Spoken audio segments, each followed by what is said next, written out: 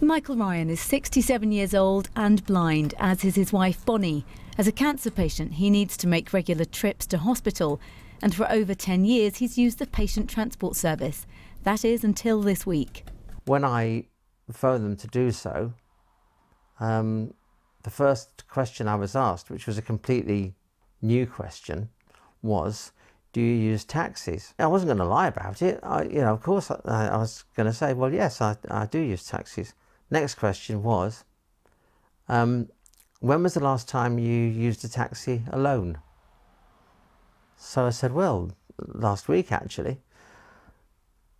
As soon as I said that, her response was, oh well, we can't go any further with this then. That's because the hospital trust are changing the way they decide who's eligible. But Michael says the hospital transport will guide him to the department, whereas a taxi will just drop him off.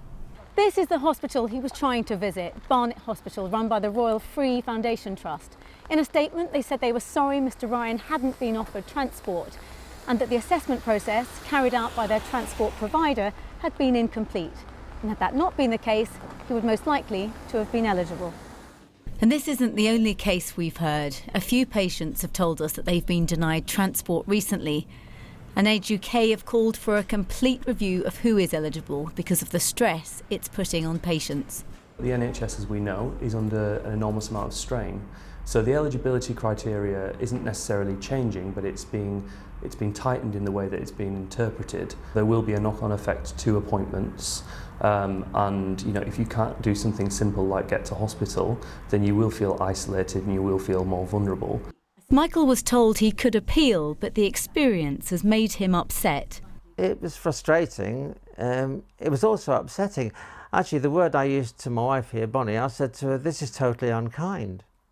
It's very cruel that people, people like us, disabled or whatever, should be hit. The Trust say they've spent nearly £2 million on people who weren't eligible, but Michael hopes that won't include him again in the future. Nicola Ford, BBC London News.